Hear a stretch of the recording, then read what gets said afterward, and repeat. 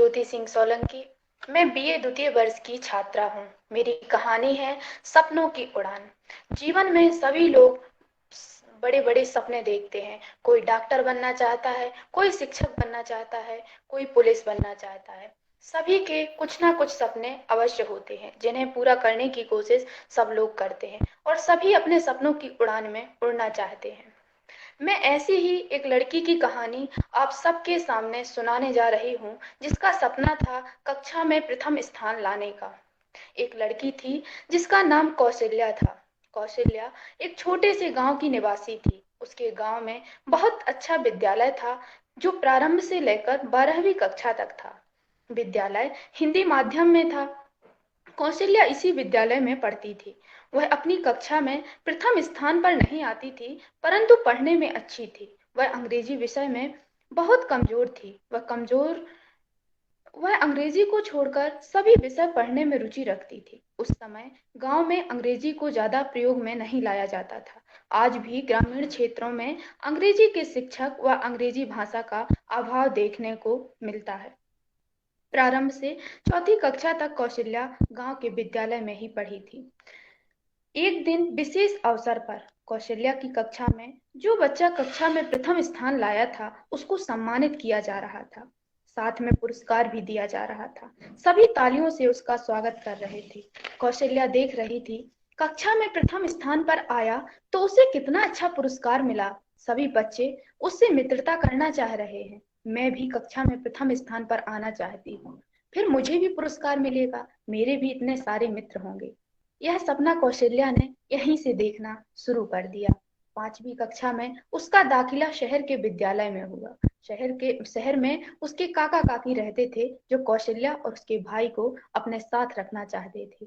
कौशल्या उन्हीं के साथ शहर में रहती थी। उसके काका काकी कभी भी कौशल्या की मदद करने से पीछे न हटे। वो सब हिंदी के तो अच्छे ज्ञानी थे, किंतु अंग्रेजी किसी को नहीं आती थी। अंग्रेजी में उसे कहीं से कोई मदद ना मिलती थी। शहर में कौशल्या का दाखिला अंग्रेजी माध्यम विद्यालय में हुआ। उससे अंग्रेजी का मानो एक शब्द भी ना आता था। वह अंग्रेजी पढ़ भी नहीं पाती थी। दाखिला के समय प्राचार्य मैडम ने उसका परिचय अंग्रेजी में और अंग्रेजी के कुछ शब्द पढ़ने को कहा। कौशल्या को अंग्रेजी पढ़ना नहीं आता था।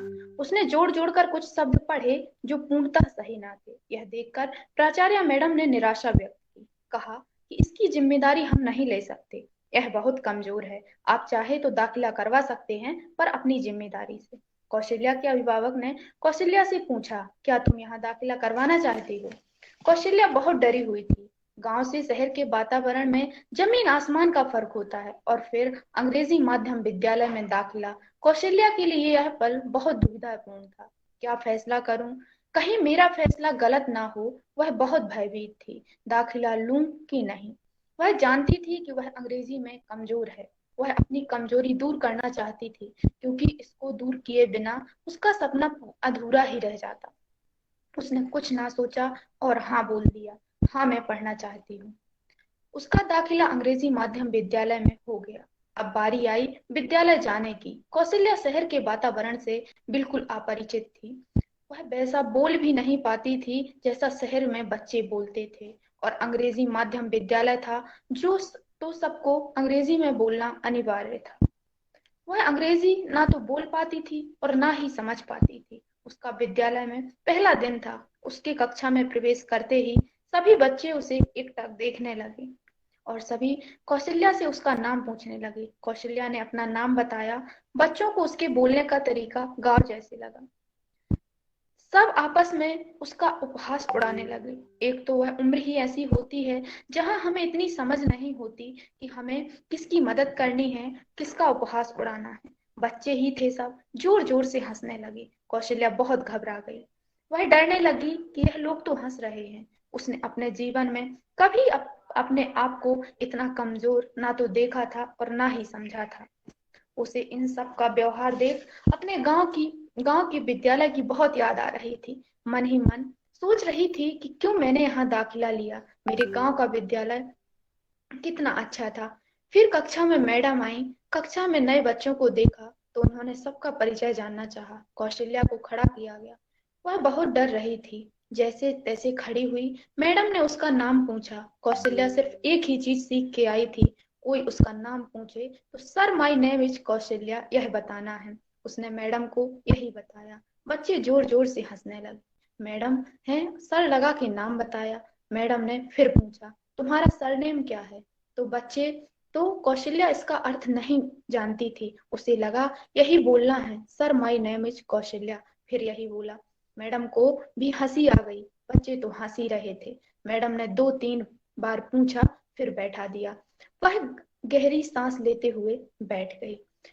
वह जिसके साथ बैठी थी, वह लड़कियां भी बहुत हंस रही थीं, उसे चिढ़ा रही थीं। किसी ने भी उससे मित्रता नहीं की। वह बहुत दुखी रहने लगी। एक तो अंग्रेजी से कुछ समझ ना आता था, और कुछ छूट जाए तो कोई बताने वाला भी नहीं था। वह बहुत ही असहाय महसूस करती थी। बच्चे अपने साथ बैठाते भी नहीं थे। घर में भी किसी से कुछ ना बताए। जब अकेली हो तो रो लेती थी। सबके सामने अपने विद्यालय और सहेलियों की झूठी तारीफ करती थी।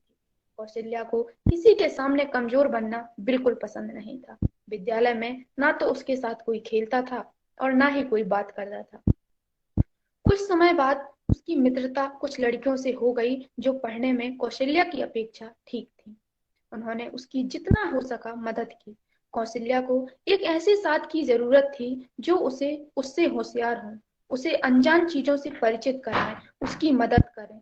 किंतु होशियार बच्चे मदद तो दूर, उसे बिल्कुल पसंद नहीं करते थे। उसने उस विद्यालय में 2 वर्ष तक पढ़ा। वह उस विद्यालय में प्रथम स्थान तो नहीं, पर 2 वर्ष में अंग्रेजी का ज्ञान थोड़ा बहुत हो गया था।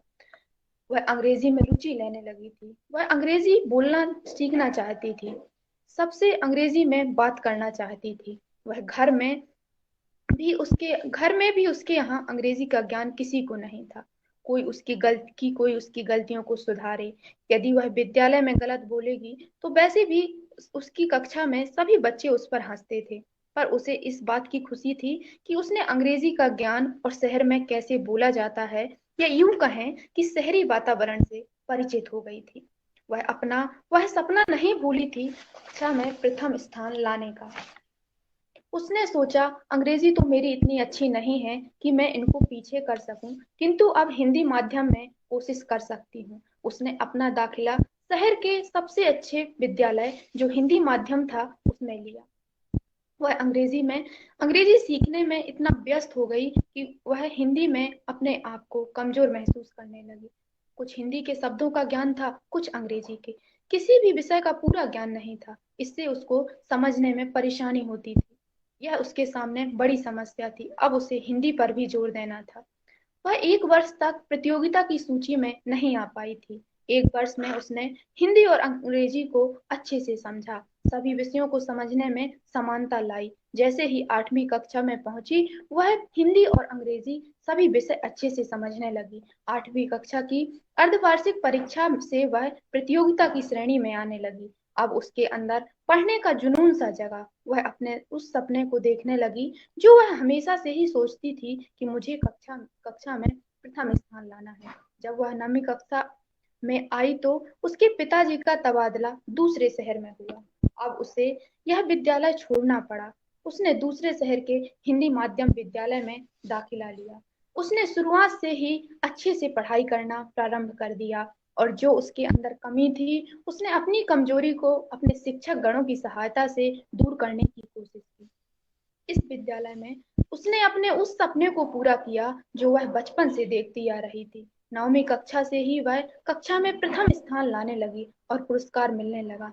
जिसे वो दूसरों के हाथों में देखती थी, आज वह अपने हाथों में देख वह बहुत प्रसन्न हुई। जब 9वीं कक्षा का परिणाम घोषित हुआ, तब वह अपना परिणाम अपने दादाजी, जिन्हें वह सबसे ज्यादा प्यार करती थी, उनके साथ गई। उनके सामने अपने आप को कक्षा में प्रथम स्थान पर आते देख बहुत प्रसन्न हुई, और उसके दादाजी भी बहुत खुश हुए। उनके सामने प्राचार्य मैडम ने भी उसकी बहुत तारीफ की। वह 9वीं से लेकर 12वीं कक्षा तक प्रथम श्रेणी में आती रही। उसके इतना संघर्ष करने के बावजूद वह दिन आ ही गया जो वह हमेशा अपने सपनों में देखती थी। इस कहानी से हमें यह शिक्षा मिलती है कि हमने जो सपना देखा है, यदि उसे हम कभी भूले नहीं और उसे पूरा करने के लिए अपनी कमजोरी पर ध्यान देकर अपनी कमजोरी को दूर करने की कोशिश करें तो हम अपना सपना अवश्य पूरा कर सकते हैं। हम अपने सपनों की उड़ान भर सकते हैं। हम अपने सपनों की उड़ान में उड़ भी सकते हैं। जय हिंद, जय हिंदी, जय प्रेमचंद।